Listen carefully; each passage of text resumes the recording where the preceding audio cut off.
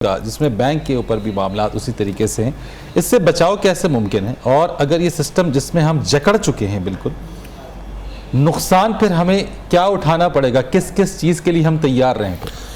دیکھیے، میں بارہا یہ بات عرض کر چکا ہوں کہ ہم اصل میں معاشرے کی اصلاح کی جب بات کرتے ہیں، اسلام کے نفاذ کی بات کرتے ہیں، تو سود ان تمام مسائل میں ایک مسئلہ ہے، اگرچہ انتہائی اہم ہے، اس میں کوئی شک نہیں، لیکن ایک مسئلہ ہے، ہزاروں اور مسئلے بھی ہیں۔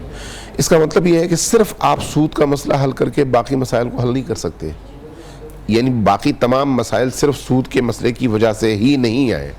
اس وقت پاکستان کے اندر جو نظام چل رہا ہے، یہ نظام کس کا دیا ہوا ہے؟ یہ کوئی قرآن اور اسلام کا دیا ہوا نظام تو نہیں ہے۔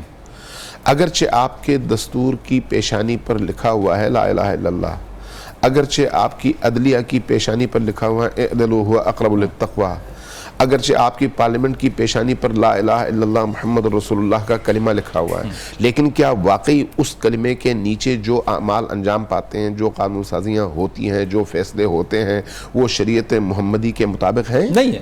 جب نہیں ہے تو پھر ایک سود کے مسئلے سے مسئلہ حل نہیں ہوگا۔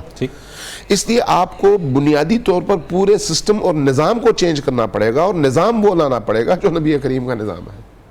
نبی کریم نے نظام دیا ہے، ایسا نہیں ہے کہ آپ شریعت کو اور سلطنت کے نظام کو زندگی کے نظام سے نکال کر یہ کہیں کہ بھئی دین کا تعلق صرف آپ کے اور خدا سے ہے، یعنی سسٹم کی اوور ہالنگ چاہیے پوری، اور اس اوور ہالنگ کے نئے سسٹم، نیا نظام، وہ نظام جو اللہ کا دیا، ریپلیسمنٹ، یعنی ٹریٹمنٹ نہیں ہے، ریپلیسمنٹ ہے۔ اگر آپ ریپلیسمنٹ نہیں کریں گے تو آپ کے ایک بازو کے بدلنے سے دھڑ نہیں بدلتا۔ آپ کا سود ایک مسئلہ ہے، آپ کے معاشرے کے مسائل ہزار ہیں جو اللہ کے مقابلے میں کھڑے ہیں۔ اس وقت ہزار موضوعات ہیں جن میں آپ اللہ کے احکامات کی صریح خلاف ورزی کرتے ہیں، اور اس کے مقابلے میں کہتے ہیں میں ہوں۔ جنگ قرار دے دیا گیا ہے، باقی چیزیں بھی ایسے ہی ہیں۔ یعنی اس کا مطلب احکامات، میں نہیں کہہ رہا کہ کسی کی پرائرٹی یا کسی کے حکم جو ہے وہ کم ہے، اپنی اپنی جگہ پہ جن چیز کی ممانعت ہے وہ کلیئر اسٹریٹ فارورڈ بالکل منع ہے۔